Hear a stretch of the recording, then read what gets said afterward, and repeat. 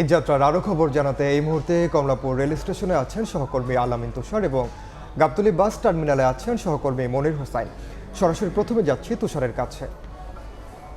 তুষার, কিছুক্ষণ আগেই কমলাপুরের যিনি রেলওয়ে স্টেশন ম্যানেজার রয়েছেন তার সঙ্গে আমাদের কথা হচ্ছিল। তিনি বলছিলেন যে এখনও পর্যন্ত সকাল থেকে প্রায় 20টির মতো আন্তনগর ট্রেন কিন্তু ছেড়ে গেছে এবং যদি সর্বসাকুল্যে ট্রেনের কথা বলি আমি কমিউটার সহ, তাহলে 35টার মতো ট্রেন আসলে ছেড়ে গেছে। এবং ঈদযাত্রা হিসেবে আমরা আসলে চিরচেনা যে রূপটা দেখি, ছাদে মানুষ থাকে, প্রচণ্ড ভিড় থাকে, তেমন কিছুই কিন্তু আজকে আসলে আমাদের এই সকাল থেকে যে অবস্থান করছে আমাদের চোখে তেমনভাবে পড়েনি। খুব নির্বিঘ্নেই প্রথম দিনের ঈদযাত্রাটা হচ্ছে সেটা আসলে বলাই চলে। আমরা দেখেছি যে সকাল থেকে যে ট্রেনগুলো গেছে তার মধ্যে মাত্র 2টি ট্রেন আসলে দেরি করেছে।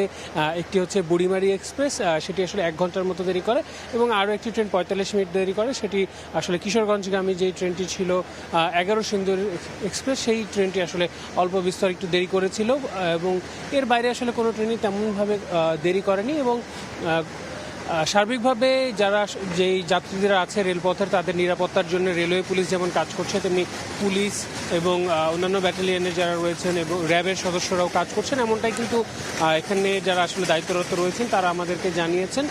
এবং তারা আমাদেরকে এমনটাও বলছিলেন যে যাত্রাপথেও যেন কোনো ধরনের সমস্যা না হয় সেজন্য প্রতিটি ট্রেনেও কিন্তু রেলওয়ে পুলিশের লোকজন থাকবেন তেমনটা, এবং যাত্রাপথে কোথাও যেন যাত্রী উঠে আসলে ট্রেনের যে ভিড় বাড়ানো বা এমন কিছু যেন না হয় সেই ব্যাপারগুলো কিন্তু রেলওয়ে কর্তৃপক্ষ আসলে নজরে রাখছে। এবং কিছুক্ষণ পরেই আমার পেছনে যে ট্রেনটি রয়েছে সেই ট্রেনটি রাজশাহীর উদ্দেশ্যে ছেড়ে যাবে 2:40-এ, এবং সেটির মাধ্যমে কিন্তু 21টি ট্রেন আসলে ছেড়ে চলে যাচ্ছে। তো এই ছিল কমলাপুর রেল স্টেশন থেকে ঈদযাত্রার প্রথম দিনের খবরাখবর আমার কাছে সবশেষ।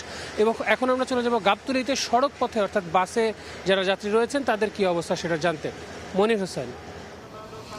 যাত্রী খরায় গাবতলী বাস টার্মিনাল এবং ঈদযাত্রার প্রথম দিনেই আসলে অনেকটাই যাত্রী শূন্য আমরা দেখেছি। গাবতলীর বাস টার্মিনালের যে কাউন্টারগুলো আছে সেই কাউন্টারগুলো, এখান থেকে সকাল থেকে যে কয়টি বাস ছেড়ে গিয়েছে অধিকাংশ বাসই কিন্তু তাদের যে অধিকাংশ আসন খালি রেখে ছেড়ে যেতে হয়েছে। এবং তারা এই পরিবহন সংশ্লিষ্টরা বলছেন যে তাদের এখনও যেই আশা মানে আকাঙ্ক্ষিত যেই যাত্রী চাপ সেটি আসলে এখনও শুরু হয়নি, এবং তারা আশা করছে সরকারি ছুটি এবং গার্মেন্টস ছুটি হওয়ার পরে অর্থাৎ আগামী বৃহস্পতিবার থেকে কিছুটা চাপ তারা বাড়তে পারে বলে ধারণা করছে। এবং সকাল থেকেই আসলে আমরা বিভিন্ন বাস টার্মিনাল দেখেছি, মহাখালী, কল্যাণপুর, সবগুলো বাস টার্মিনালের আসলে একই চিত্র। এখনও সেভাবে আসলে চাপ পড়েনি যাত্রীদের, এবং যে কয়জন যাত্রী যারা অগ্রিম টিকিট কেটেছিলেন তারা ছাড়তে শুরু করেছেন ঢাকা, এবং তাদের আসলে যেটি হয়েছে যেহেতু যাত্রী সংখ্যা কম তারা অনেকটা স্বাচ্ছন্দ্যে ঢাকা ছাড়তে পারছেন এবং তারা নির্বিঘ্নে ছাড়ছেন। কয়েকজন বাস চালকের সঙ্গে আমরা কথা বলেছি, সেই চালকরাও যেটি বলছেন এখন পর্যন্ত তারা আসলে রাস্তার যে অবস্থা দেখতে পাচ্ছেন এখন পর্যন্ত তারা বলছেন নির্বিঘ্নে যাতায়াত করা সম্ভব, এবং তারা আশা করছেন যে এবারের যে